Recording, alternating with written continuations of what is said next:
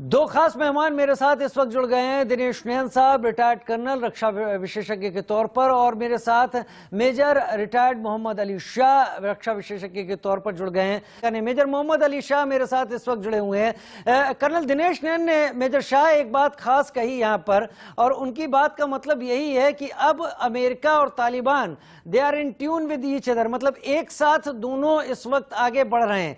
एक लंबी तलखी के बाद अब तालिबान के भी वही सुर हैं जो अमेरिका के हैं। अमेरिका ने जो कहा कि हमने एयरपोर्ट पर स्ट्राइक करने की कोशिश जो आईसिस के टेररिस्ट की तरफ से थी उसको न्यूट्रलाइज करने के लिए ये स्ट्राइक की, और यही करीब करीब बयान तालिबान का भी निकल कर आया। यानी अब एक तरीके से तालिबान अमेरिका एक साथ, और अगर टेररिस्ट का ठप्पा किसी पर लगा है तो आईसिस के ऊपर।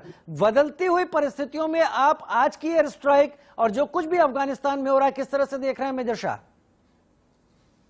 देखिए, सबसे पहले तो कर्नल नैन साहब ने बिल्कुल सब कुछ बिल्कुल सटीक, बिल्कुल सरल तरीके से, बड़े अच्छे तरीके से समझा दिया है। तो उनकी वो बातें जो मैं कहना चाह रहा था वो मैं दोहराऊंगा नहीं अभी। अब आपने बात कही 13 अमेरिकन मिलिट्री पर्सनल की जो शहीद हो गए थे।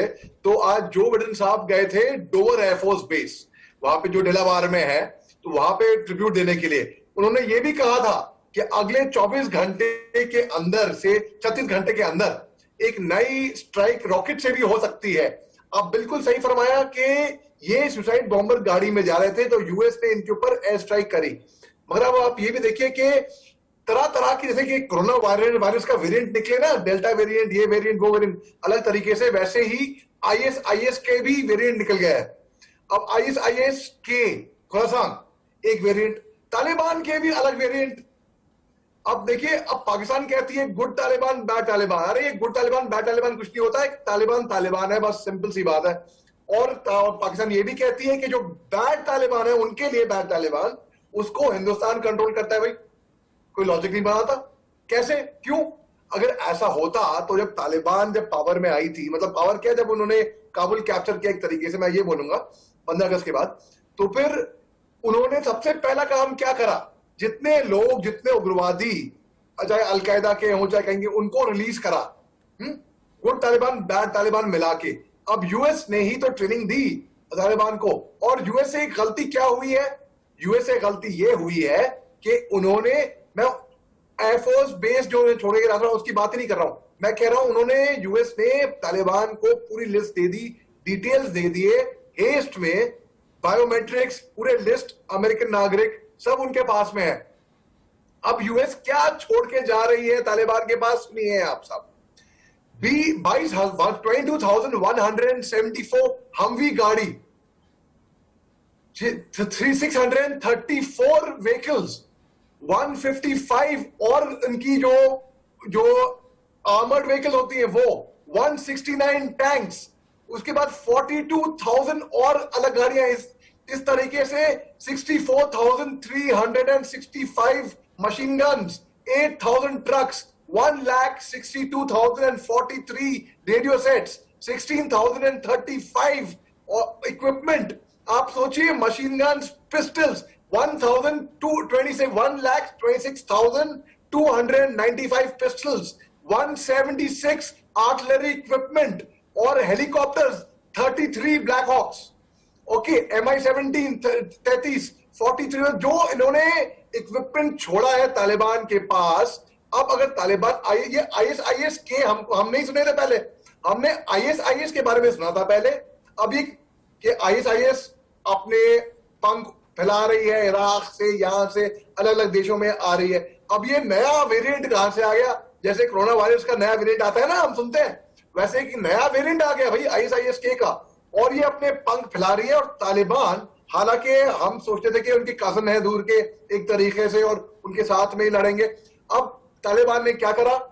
जैसे ही उन्होंने कब्जा करा काबुल पे, उन्होंने सबसे पहले ISIS के चीफ को वहां पे एग्जीक्यूट करा।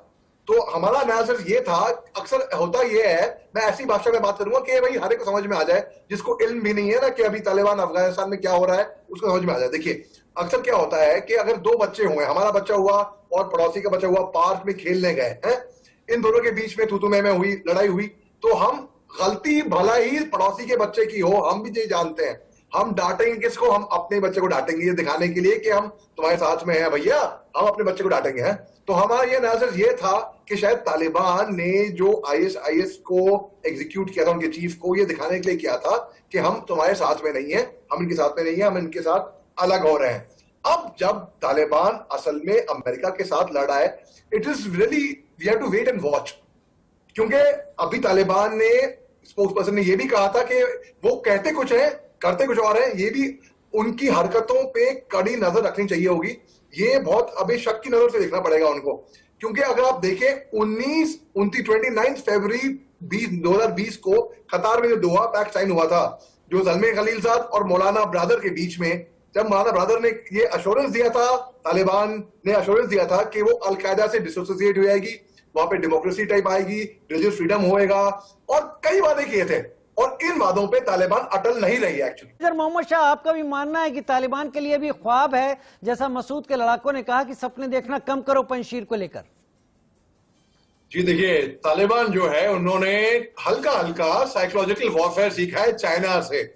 चाइना नजर गाड़े हुए था अफगानिस्तान में, वहां पे अपनी कॉलोनी सेटअप करने के लिए, जिसकी दोस्ती है पाकिस्तान से, और पाकिस्तान के 10,000 से ज्यादा सपोर्टर अफगानिस्तान में आ गए थे तालिबान को सपोर्ट करने के लिए। तो अफगानिस्तान में जो तालिबान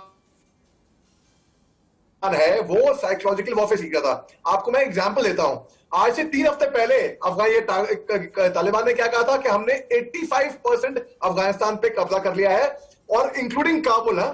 तो अगर ये 3 हफ्ते पहले की बात है, ये जब इन्होंने काबुल पे कब्जा नहीं किया था, तो अगर ऐसा होता तो उस टाइम पे अमरुल्लाह सलेह अब काबुल में क्या कर रहा था, अशरफ घनी काबुल में क्या कर रहा था, अब्दुल्ला काबुल में क्या कर रहा था जी, हामिद करजाई काबुल में क्या कर रहा था।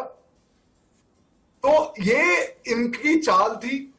अब जैसे कि इन्होंने 27 सितंबर 1997 में उनके जो राष्ट्रपति थे मोहम्मद नजीबुल्लाह को सरका दिया था, जब ये यूएन की ऑफिस में श्रेय ले रहे थे। मैं समझ पा रहा हूं कर्नल नैन और मेजर शाह, बहुत शुक्रिया आप दोनों का हमारे साथ जुड़ने के लिए और तमाम जानकारियां हमारे साथ शेयर करने के लिए।